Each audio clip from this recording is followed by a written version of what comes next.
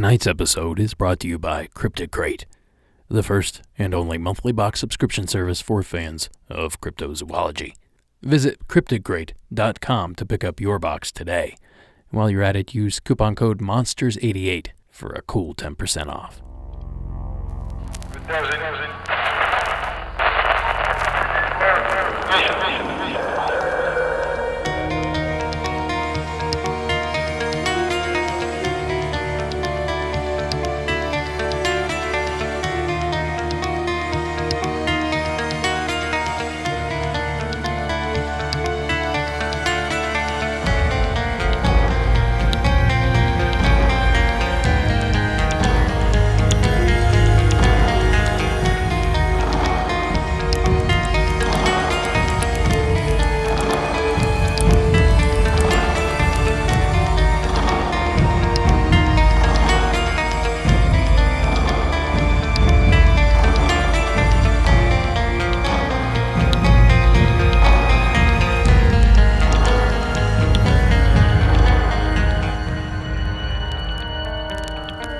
Good evening and welcome to Monsters Among Us.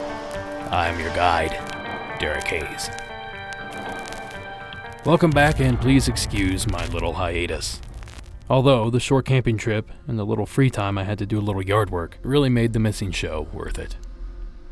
I have a splendid show lined up for you guys this evening, but before we get started, I have to share something strange with you guys. Things have been a little bit weird for us lately. For starters, electronic devices keep dying in my hands. Just today, the light in my workshop blew out. The ballast, not the bulb. And my laptop completely stopped working. Luckily, I was able to revive the laptop, but the jury's still out on the light. But it wasn't just yesterday. This has been happening for the past 2 or 3 months.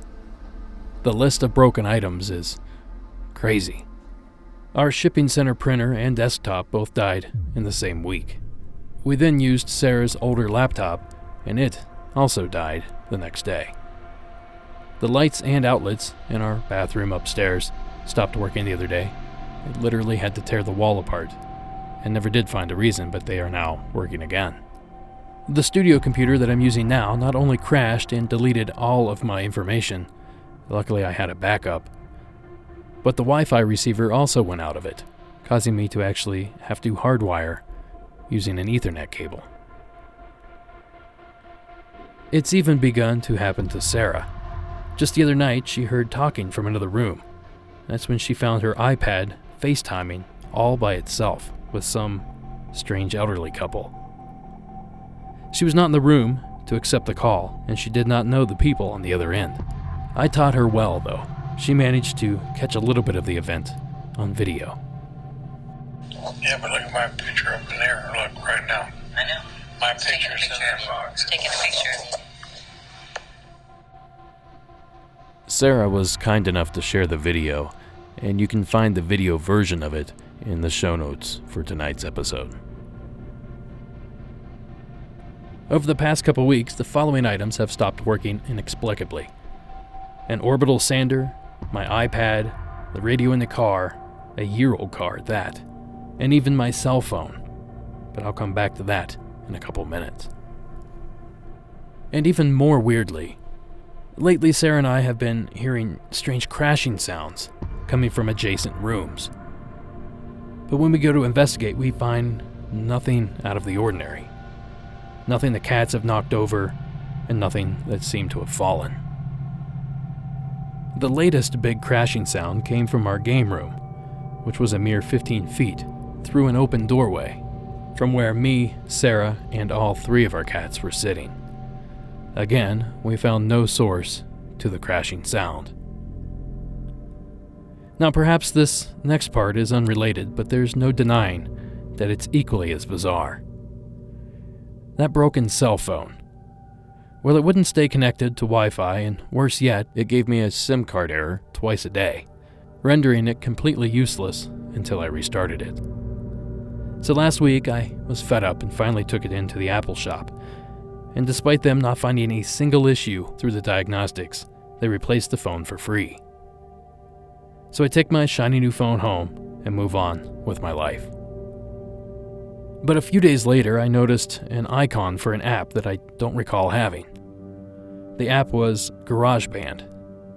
It's a fairly popular Apple app, so I just assumed that Apple included it in the most recent upgrade.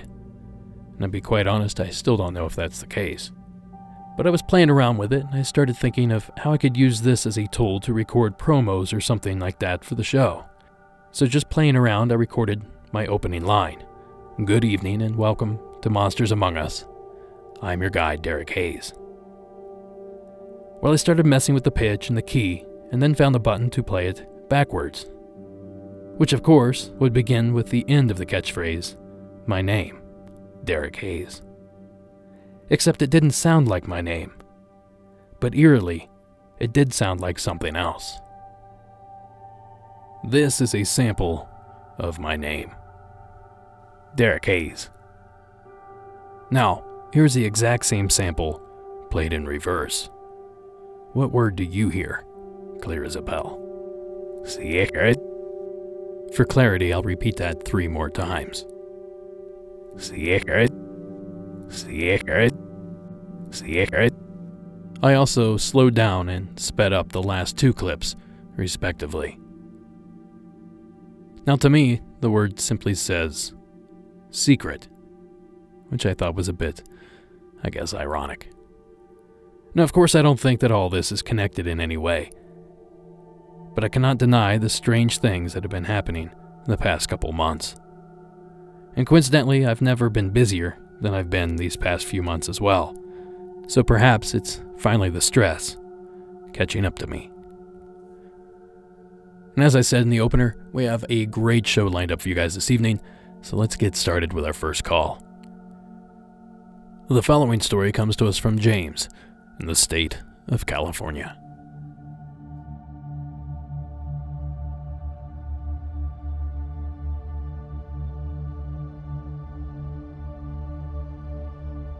Hi, this is James from California. So this story is actually based from what my dad experienced quite some time ago when he was in college with his friends. At the time, he was living up in Oregon, and this is right on the beach because he lived right along the coastline of Oregon. So apparently what happened is him and about 6 other friends were on the beach. They were looking out towards the ocean, and they happened to sight what looked like, as he describes, a silver ball bearing that was floating out over the water a good couple hundred feet up in the air, and it did not make any sound whatsoever and just hovered there in that one place. They saw it move slowly to the right about a good 100 feet or so, and then it just paused. It did not, still making no sound while it was doing this. And a couple moments later, it took off away from the beach up into the sky at what he describes as an amazing rate. You couldn't end up seeing it anymore after a second or so because it just turned into this tiny little blip as it moved away extremely quickly.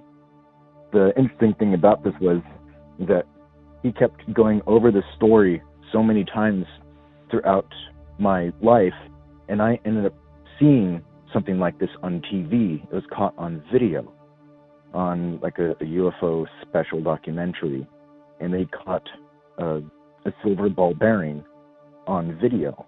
And clearly it was not the exact experience that he had, but the fact that what he saw and what the video showed was completely identical to each other.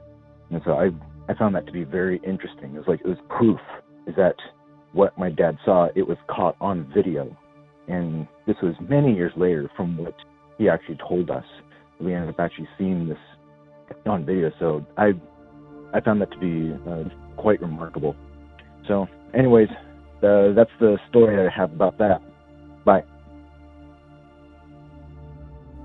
Thank you, James. Now, these ball bearings are surprisingly prevalent in UFO culture, although perhaps one shines above the others for its remarkable abilities and the big screen-worthy story that comes with the Betz sphere. On May 26, 1974, the Betts family were looking at the damage caused by a brush fire across their land near Jacksonville, Florida. Then they found a strange sphere. It was just less than 8 inches in diameter, made from metal and highly polished. The only mark on its surface was a triangular shape that had been stamped onto it. They immediately knew there was something strange about this 22-pound object, so they took it back home. From there, things got weird. A few weeks later, the son was strumming his guitar and the orb started to vibrate in a similar way to a tuning fork. It also started emitting a high-frequency noise that panicked the family's dog. Then they found that when they rolled it across the floor, the orb would stop and then roll in a different direction. Furthermore, it responded to the weather, becoming more active on sunny days than overcast ones.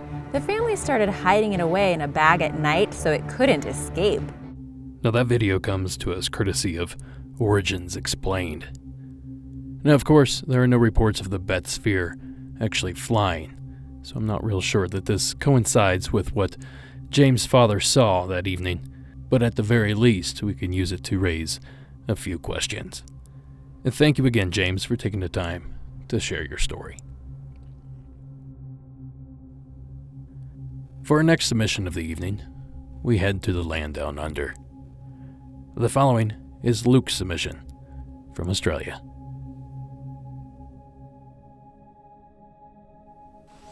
Hi Derek, this is Luke calling from Australia.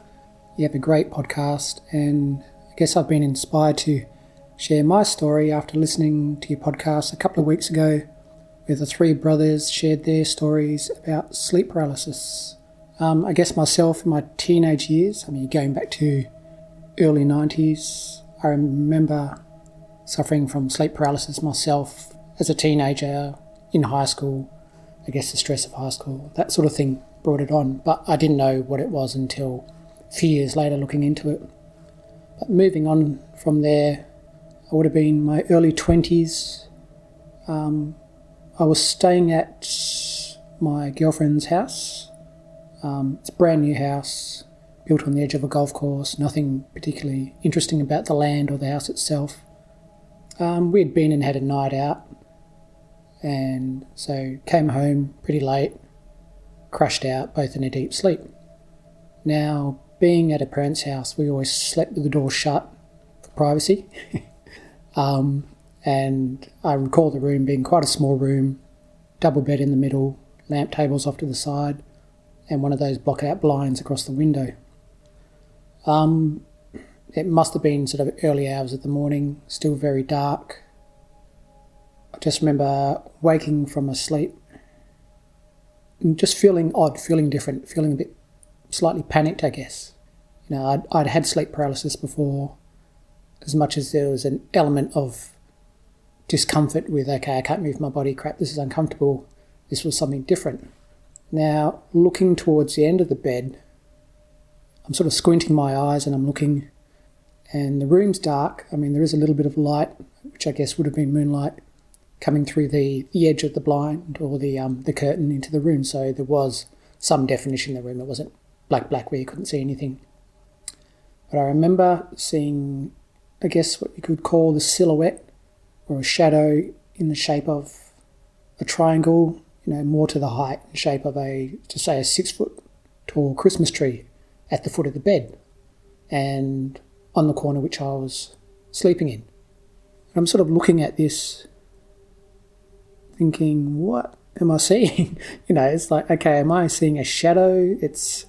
I'm squinting my eyes trying to work out, am I seeing just a play of light? There's the shadow that looks darker than the rest of the room. It didn't have a 3-dimensional form or anything. It was just a darker patch of shadow. It didn't have sharp edges or anything. It had, the rounded off top, and it was a bit wonky on the sides, but as I was saying, pretty much a Christmas tree shape. But there was an element of fear and panic that I hadn't experienced before going with this, and I literally couldn't move. I'm lying there, and the panic was crazy. My heart was like pounding in my chest. I'm thinking, man, is there someone standing at the end of the bed? And I'm thinking, this isn't good. What do I do? But why am I frozen? So I'm looking at the window, looking at the light coming through, trying to adjust my eyes, looking at this thing. Nothing's changing. I'm thinking maybe I've just woken up and my eyes will adjust, but it's the same. So I'm lying there, pretty fearful. I'm going to admit that. My girlfriend, she's fast asleep. She's out. We've had a big night out and, she's dead to the world. So I'm thinking, okay, I'm going to have to do something. I need to get the light on. But the level of fear or the sleep paralysis, I don't know what it was, literally had me pinned to the bed, which I thought was unusual. So I remember back to when I used to suffer from sleep paralysis, think, okay, what did I do to actually move? I would, to the count of 3, try to wiggle a finger or wiggle a toe, and then from that little motion I'd snap out of it. So I'm lying there and my heart's dump, dump, dump, wanting to punch a hole through my chest. This triangle's still there at the end of the bed, or this shape, silhouette, and the dark feeling. So I think, okay, on the count of 3 I've got to move. I've got to get the light on. Now on the corner of the bed you've got the bedside table with the old click button lamp. It wasn't a touch lamp that you could easily flick on. You had to reach up inside the lampshade and flick the light on. So I think this is going to be a bit of a challenge to get this on, because if this dude or whatever is standing at their bed, he's got all that time to make a move if I start shuffling. So, I'm lying there and going through the motions, trying to get the movement back in my body. So finally I do. So I kick the doona off the bed, flick it towards the end of the bed, hoping that, this is enough to get in the way of whoever or whatever is there for me to do what I need to do, get the light on and give me half a chance. So, I get my body moving and heart's pounding, hold my breath, and 1, 2, 3, kick the blanket off, flick my arm out to hit the lamp, just about knock it over, get the light on, light comes on, there's nothing there. My girlfriend kind of grumbles, rolls over, looks at me like, what the are you doing? And I felt pretty stupid at that point, but I'm thinking, no, I wasn't dreaming this, I wasn't imagining this. But you still left wondering, what is it that I am seeing? Or am I actually not seeing anything and just imagine it? But the story, I guess, or the experience has stuck with me because of the feeling of fear. It was, it was a really heavy feeling that just ran through me, made my heart pound like nothing, had the adrenaline going through me. I wasn't frozen in fear, but I couldn't move. It's really hard to explain. But girlfriend, obviously rolled over, went back to bed, and the next day I told her the story, and she's got a bit of a funny look on her face, and I can't really remember because it was a long time ago. She mentioned there about something to do with the house or maybe the people that lived there before, so whether it's some sort of energetic thing or I don't know. I mean, like I said, I've had my sleep paralysis before but never seen anything or thought I'd seen anything. And there was definitely something going on there. I guess the only other thing I can add is that she was a lovely girl, but she was a complicated girl and she'd had a few issues come through her life growing up. So where there's something energetically drawn to that sort of person or situation. And I guess the only reason I'm saying that now is in hindsight is because moving ahead that 20 years or so to where I am now, I've got some more stories to share, which are recent, and a couple of shadow entities, let's call them, type experiences. And again, I'm in a great relationship with a fantastic girl, but she does have some mental health issues and there's a lot going on with her. And, I guess you could put it all down to stress of being in those situations, but there's certainly a different level of reality to these few experiences I have. I'd love to share these other two. So I guess I'll end this story here and start a fresh one for the next experience. So thanks again, and hope you can use this story. Fantastic show you have. And I'll share my next couple of stories soon. Thanks, Derek. Thank you, Luke. I could tell you, your story is downright terrifying, but not nearly as terrifying as the cat exorcism that's taking place behind you during the call. I'm sorry, it wasn't distracting, but once I pulled it out of the audio, it's all I could hear. Do you have a bird? Maybe. Torture victim, something. It was pretty funny. But in all seriousness, there is something about sleep. It's the time in our day where we're most vulnerable. So when you awake to see something that shouldn't be there, can't be there, that feeling is primal, if you will. And I think each of us have probably awoke in the middle of the night to attack some sort of article of clothing that's hanging on a chair or the back of a door. I think it's probably happened to everyone at some point in their lives. So thank you, Luke, for taking the time to share your call. And if you could, jump on Facebook or something, let us know what was happening in the background. That's a mystery that I need to get to the bottom of. In keeping with the scary sleepy time theme, the following call comes to us from Chris in the state of Virginia. Hi, Derek. This is Chris from Northern Virginia. Been binge listening the show, and I just caught up, I think, to where you're currently at. So I wanted to call in and help the show keep going. Anyway, right now I'm working in a warehouse next to the Manassas battlefield. I've never seen anything, but I always joked with my friends that our warehouse was haunted. Again, I never saw anything.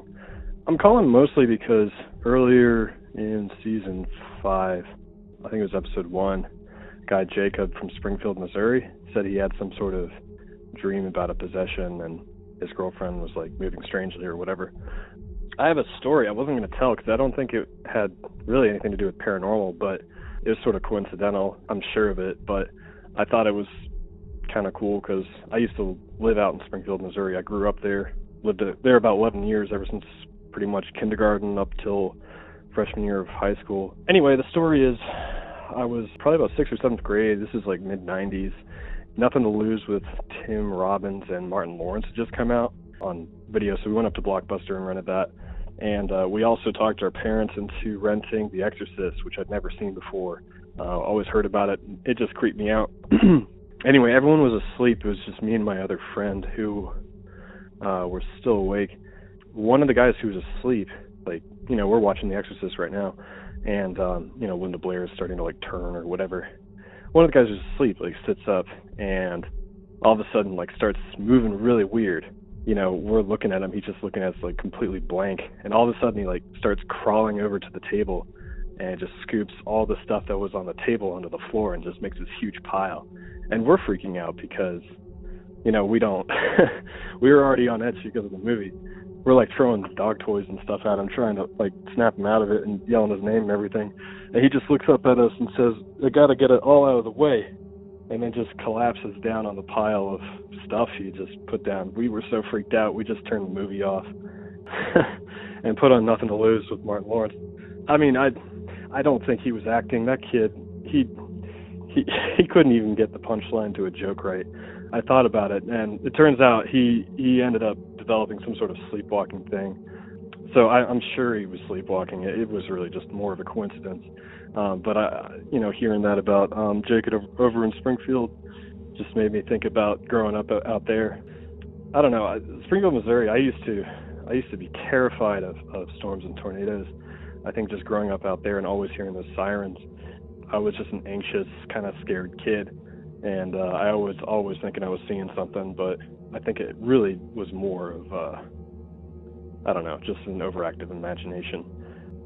Anyway, actually, there was one other thing. I figured it's pretty minor, but it's the only thing I ever saw that I can never really explain.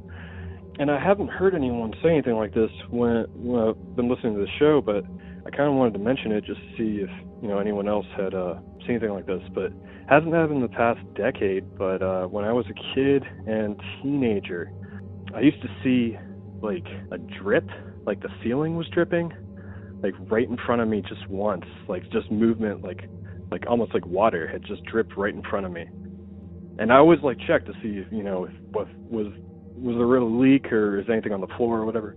I never actually saw anything after that, and it happened probably maybe once every 6 months or once every year. It stood out to me just because it was so weird. But that happened when I lived over in Missouri, and then when I lived in Maryland. I was always wide awake. It wasn't like when I was sleeping or anything. It was usually like I was either at school or over at work or something, but it hasn't happened in the past 10 years, so who knows? Thank you, Chris. Certainly sounds like the behavior of someone that's sleepwalking. I've heard of people doing some pretty crazy things, even leaving the house, wandering the yard. So to think that someone could awake after watching a scary movie and unload a table wouldn't be that far-fetched. And as far as the water's concerned, I know I spoke about this maybe in season 5, but there is the Rain Man of Pennsylvania, Don Decker, who apparently could make it rain anywhere he wanted at certain times of his life. If you're interested in hearing more about that, I suggest looking up Don Decker, Rain Man. Thank you again, Chris, for taking the time to share your story. Now, before I move on to the last couple calls of the evening, I need to hit up a couple of these announcements. It's probably been about 30 minutes since I recorded the opening where I talked about the story of things not working. Well, in that 30 minutes, I've managed to completely lose Wi-Fi and completely lose hardwire internet. I guess our router maybe is going dead. I don't know what's going on with that. The phone seems to be fine. So I reset that and we're back rolling. And in the meantime, my Focusrite recorder, basically the piece of equipment that goes between the computer and the microphone, completely stopped working, stopped lighting up and everything. I reset the entire system and it seems to be back for the meantime. But I don't know what's going on, but it needs to stop. Whether it's gremlins, ghosts, coincidence, I don't know, but I'm running out of money to fix this stuff. So, anybody have any suggestions? Enough with all that. It's weird to even think about. Let's move on with these announcements. If you have a story to share, head up the hotline at 1-888-608-NIGHT. That's 1-888-608-6444. Or you can shoot me an email at monstersamonguspodcast@gmail.com, or you can submit anonymously through the website at monstersamonguspodcast.com. Be sure to join the Facebook group and follow the show on Instagram and Twitter. We're really stepping up our game in all 3 venues, trying to bring in as many new listeners as possible. You gotta remember, with each new listener comes one new story. So that's the only way we're gonna keep this show rolling. And speaking of keeping the show rolling, hit up the shop tab at the website for t-shirts, stickers, hats, you name it, it's in there, and we're working on some new items. I have a surprise in store here the next couple weeks, and that t-shirt that I've been teasing will finally be released at some point in April. So that's monstersamonguspodcast.com and click on the shop tab. And the last thing I'd like to bring up is we're still looking for ratings and reviews on iTunes or Apple Podcasts or whatever that thing's called these days.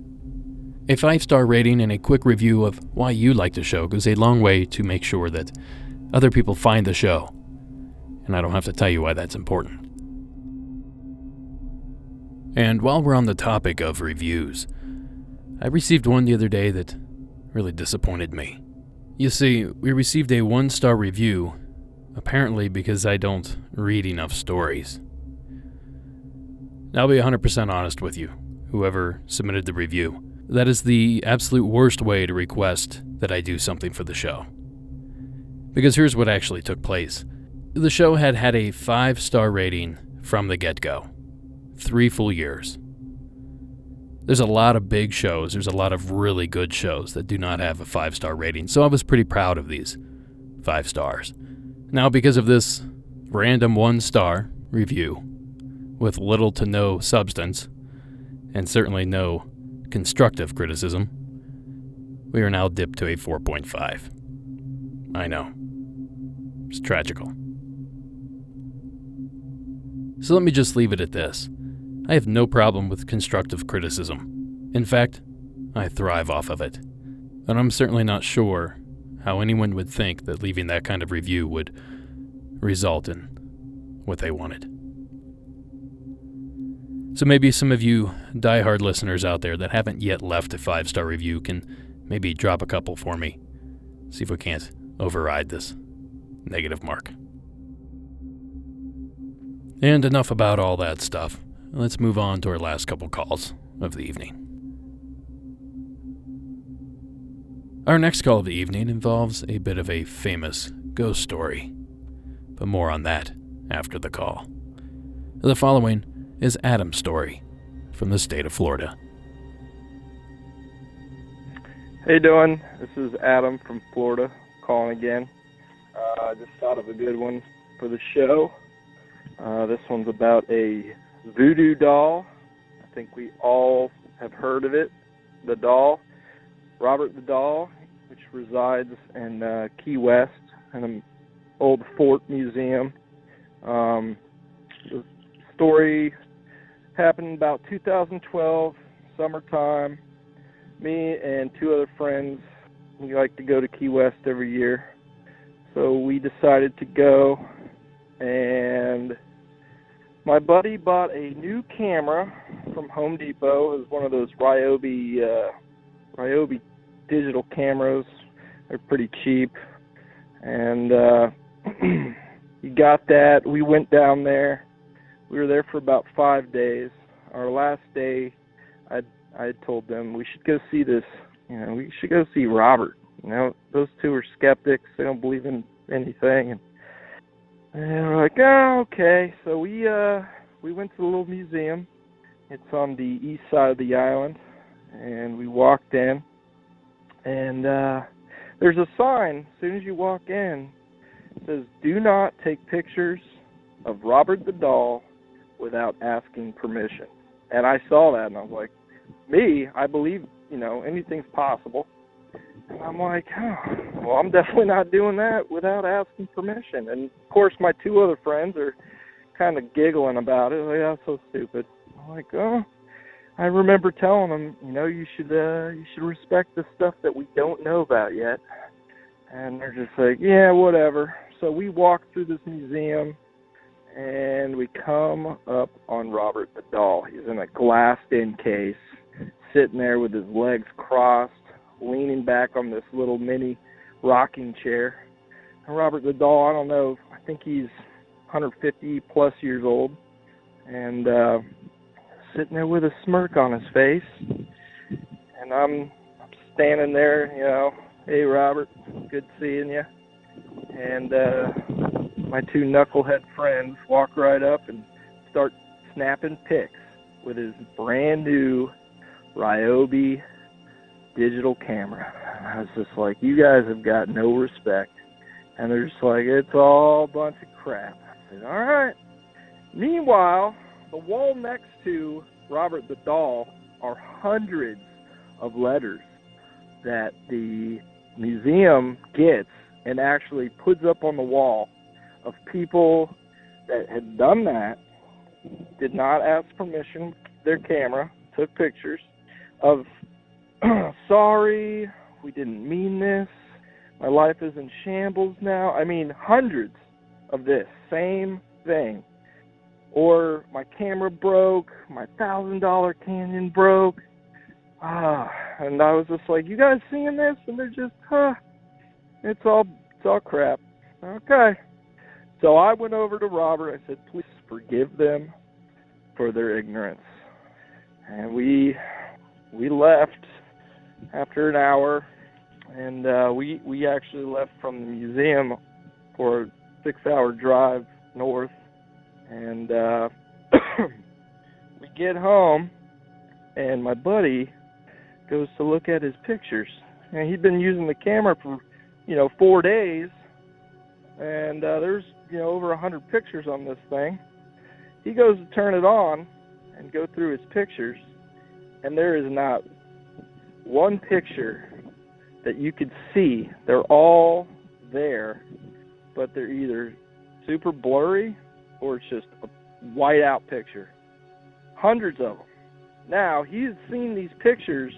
When you take a picture and you look, and okay, that one sucks, and you get rid of it, or you keep it. He had seen them. He'd had all those pictures throughout the 4 days we were there, but when he got home, nothing there. So Robert the Doll and all the mystery around him, well, I can honestly say that there is something with that doll.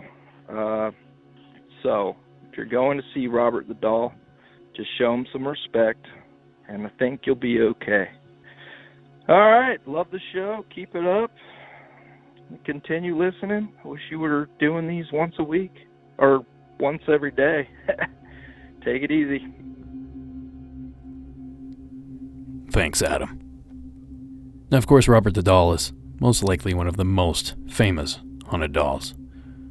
Maybe not so much now that these new movies are coming out, but you ask anybody that's interested in the paranormal and they'll tell you about Robert.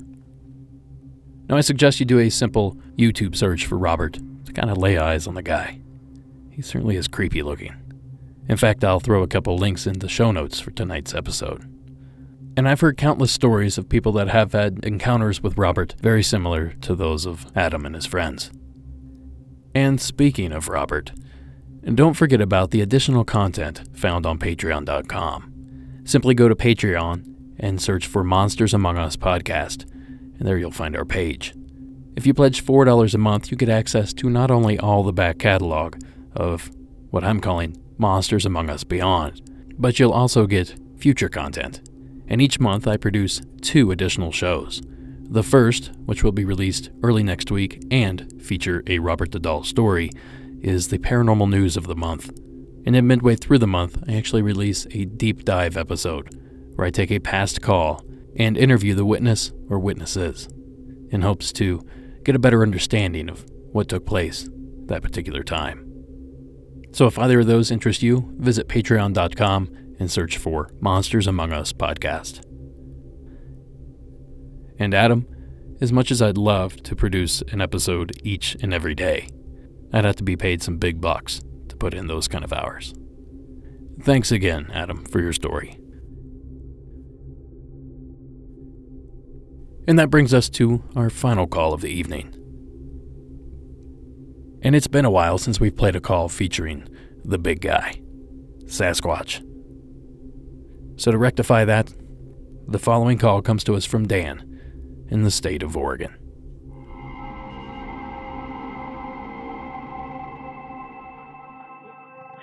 Hello, Mr. Derek Hayes. My story is secondhand, but it is what made me believe, I suppose is the word, that there is something like Bigfoot at least out there. So I have a friend, and this friend has a sister who has, first off, I guess my name is Dan Davis. I live in the Portland metro area, Portland, Oregon. And there are, lots of mountains, hiking, forests, stuff like that around here. And I won't be exact about where this location was because any person could directly go there. And if there is something such as Bigfoot out there, I don't want people to go out there and get themselves hurt or hurt something that they shouldn't.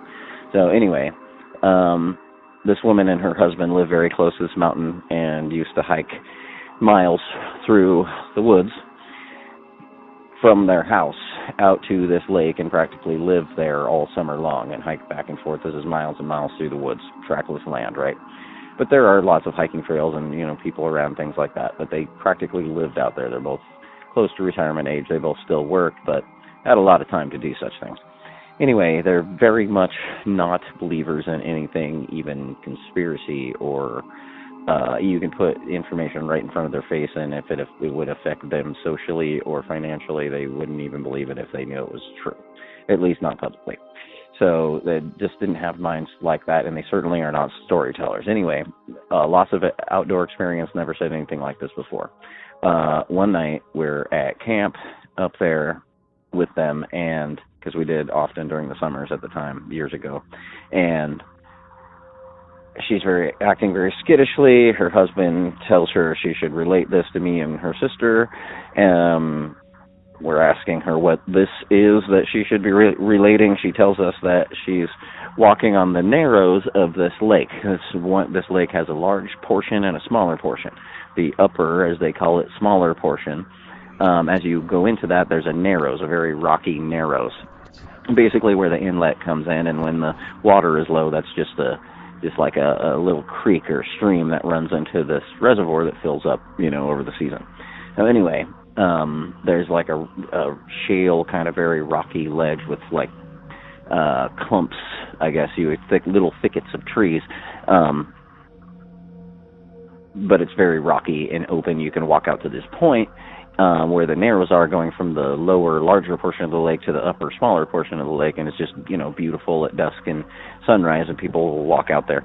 But because it's so rocky and steep, the trail that goes around the lake goes quite a ways away from this area, so you have to walk off the trail and walk kind of through and past these, tufts of trees and whatnot, little thickets.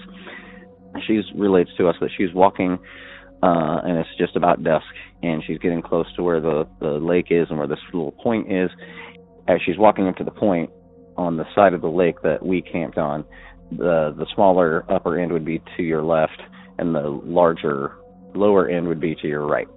So as she's walking this way, I don't know which direction the sound or the thicket of trees came from, but she heard what I now know is the classic roar, very low, guttural, bone shaking, all the way up to a high-pitched scream, and she felt like she was compelled to stop and make a 180-degree turn and go back directly the direction she came from. And she said that she was halfway back to camp from there, which is a decent ways. I'm not exactly sure how far, but more than 100 yards, less than 500 maybe. She said she was about halfway back to camp before she really realized what had just happened. As I said, she was not a storyteller sort of person, definitely never said anything like this, and just a down-home and tough as nails woman, right? Anyway, fast forward in a little bit of time, she tells us about this, we go out the next day and we go to that area and we don't see anything, we don't find anything, we don't smell anything, nothing at all. And we had no reason to believe her, but at the same time, we definitely had no reason not to believe her, right? And she could kind of tell that, I suppose. So anyway, it just passed on. And fast forward in my life, a decent amount of time, as in, I don't know, a couple of years maybe a year and a half, something like that. I am in a different place in the country altogether. I'm on a business trip. I'm in an airport bar/restaurant on a layover, getting a beer and some food or whatever, and I'm talking to another traveler, and we start having the regular general conversation. Where are you from? What do you do? All that sort of stuff. I tell him where I'm from, and he's like, oh yeah, I used to go out there, and I can't remember exactly where he was from, but I want to say it was like, I don't know, kind of east-ish, Boston-ish sort of thing. He had an accent like that area, but I don't know, I'm not great at that sort of thing. Anyway, he tells me that he had a friend out here, he used to come out here canoeing regularly, blah, blah, blah, and I tell him, yeah, I go out, I don't really canoe, but there are, lakes and stuff that I go to out there, and he's, like, yeah, where's that at? And I tell him, and the name of the place, and his face goes white as a ghost, like more scared than I've seen most people ever. I've seen people pretty scared in crazy situations, but he was really scared. And he just starts telling me in the middle of this summertime, packed, middle of the day, whatever, even early evening, late afternoon, airport bar/restaurant, that this story of how he comes over and he goes to this exact lake.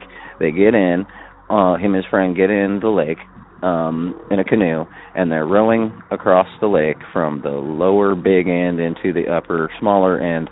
They're approaching the narrows at dusk, exact same time basically of day, exact same location. It would have been to their left as they're heading that way, and they hear the same sound. They're probably like 75, 100 yards maybe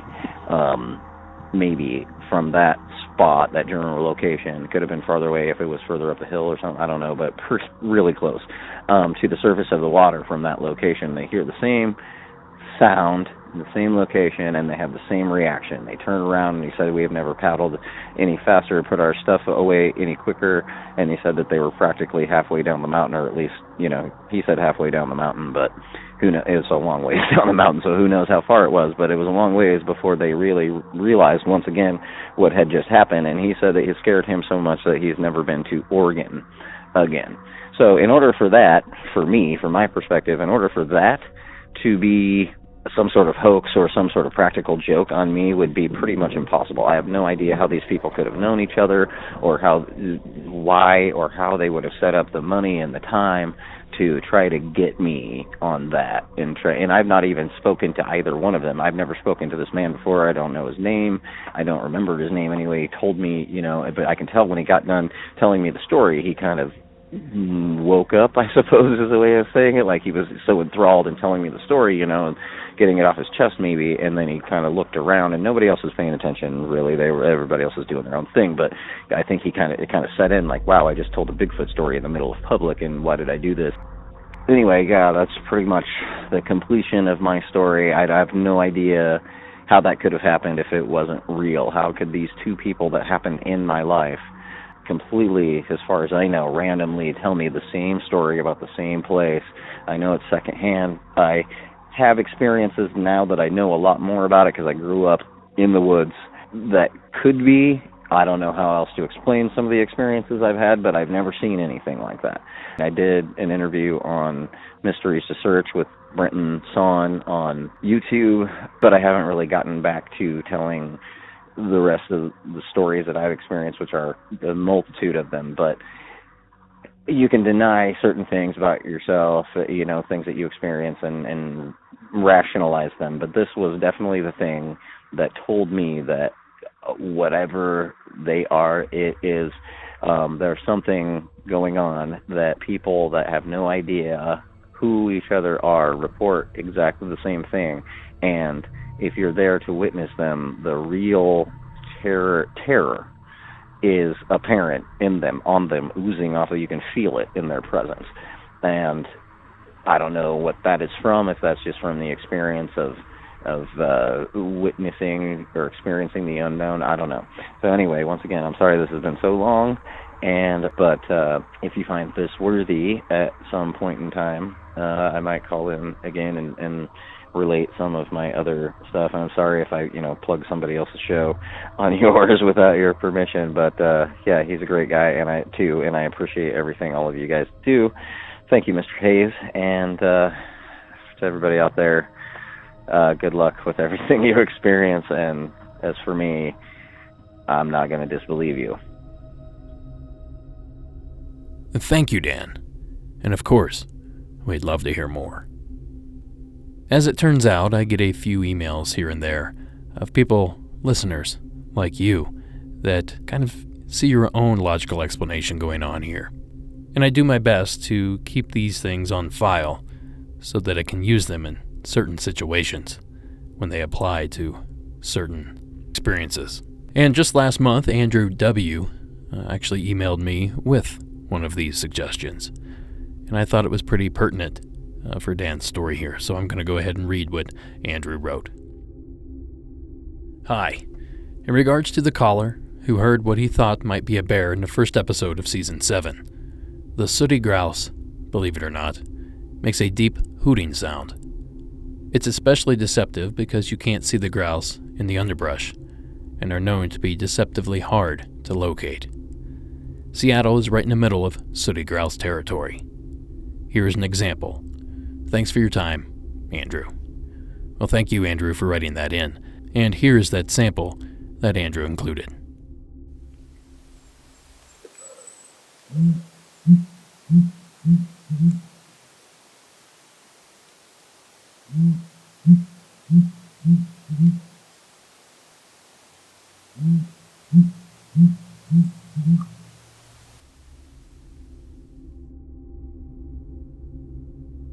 Now, I believe Andrew is suggesting here that this may account for some of the whooping sounds heard, and not necessarily the screams or the knocks.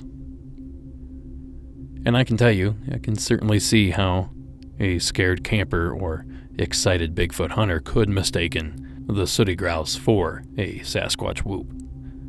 But you'd pretty much have to be in the field to make that determination. Now, of course, it's logical to say that all the creepy sounds we hear in the forest are accounted for. Either it be a fox, coyote, or our imagination. But there are still sounds being heard and recorded that have not been positively identified. Some coming from the Pacific Northwest, and even further, several from the state of Oregon, like the following sound.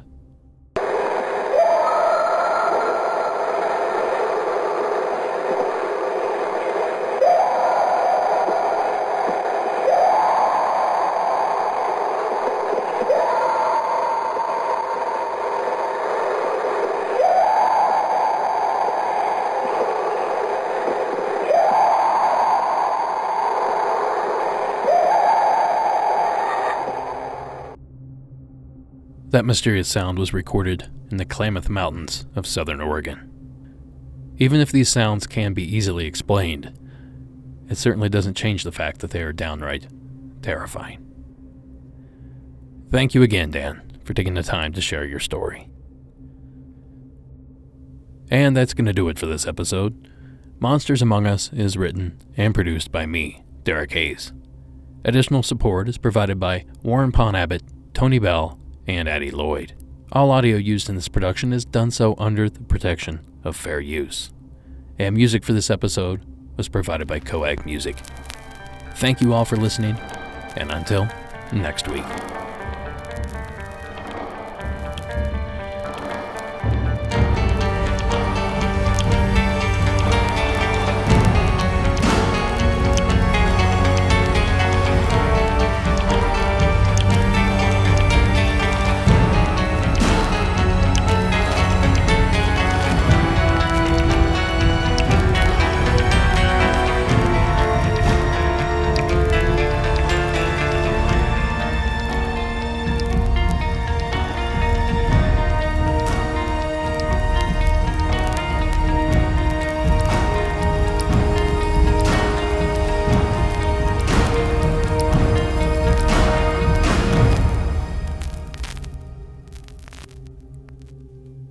Thanks for sticking around.